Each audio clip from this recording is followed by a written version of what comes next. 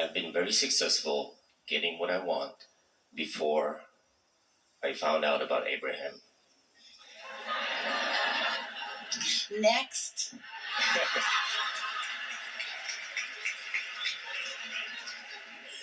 I have been practicing Abraham, or the art of allowing, for quite some time. Never with enough, I'd say, punch, or everything that I accomplish and things that come to my life are somewhat diluted, just so. It's not really, it's almost like there's a cap or ceiling and I can't break through it. And I'll give you an example. We want to hear your example, but we want to just show you something, because since it's still in the process of becoming, why are you putting a cap or ceiling on it? Why don't you just let it keep playing itself out till it's really where you want it?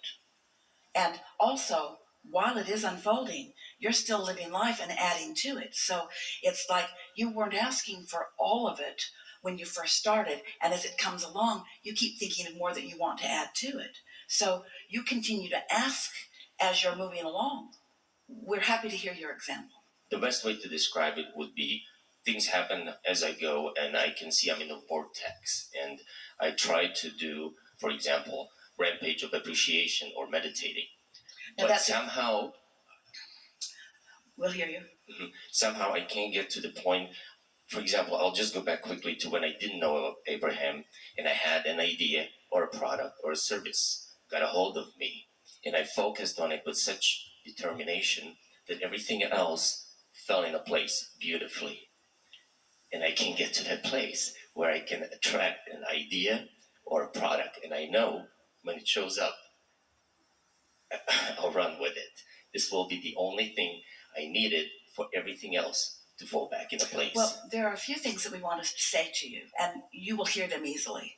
So we like the terminology that you used about when it shows up, then I want to run with it.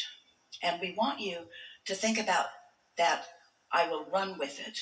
And we want you to think about source energy running with it before you even receive the impulse to run with it. Consider this: how something unfolds in terms of its physicality is much more about the energy that you let flow before you started your action than about anything that you're doing with your action. So, since you used those really good words, you want to run with it. We think that's a good hook for you to realize that your inner being has been running with it since you asked for the first piece of it and the second piece of it. In other words, this vortex that we're describing and all of this attraction of all the cooperative components, there's already a lot that's been running with it before you get involved. And so if your stance can be, if your intention, if your focus can be, all right, they're already running with it, and I want to jump on and run with them, but I want to jump in a way that I don't slow it down with my negative beliefs or expectations. Does that make sense to you? Okay. Because your inner being knows what you want and knows how it's going to come about, and it is a sure thing.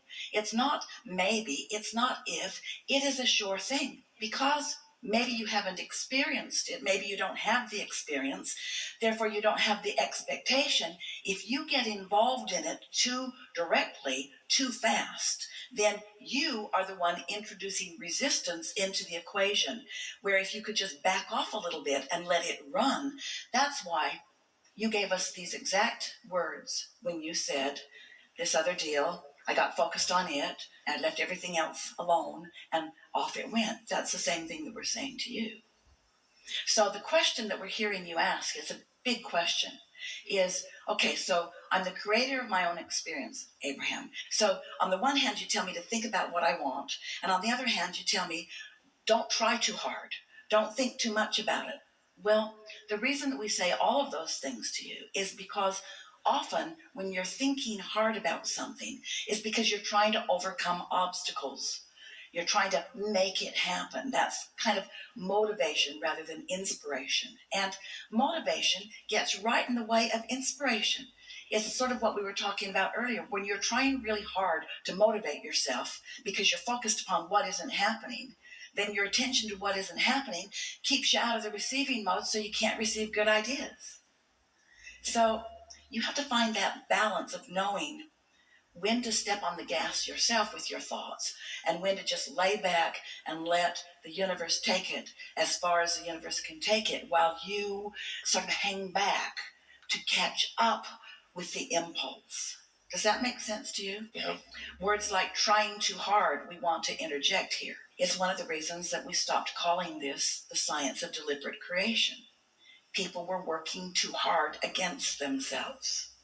And we began calling it the art of allowing. The art of allowing what you said you want to develop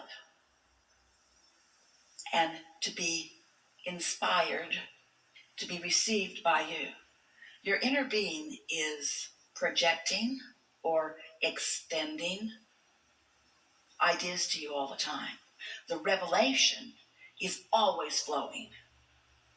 But you got to get in the receiving mode, which means you got to listen, not talk.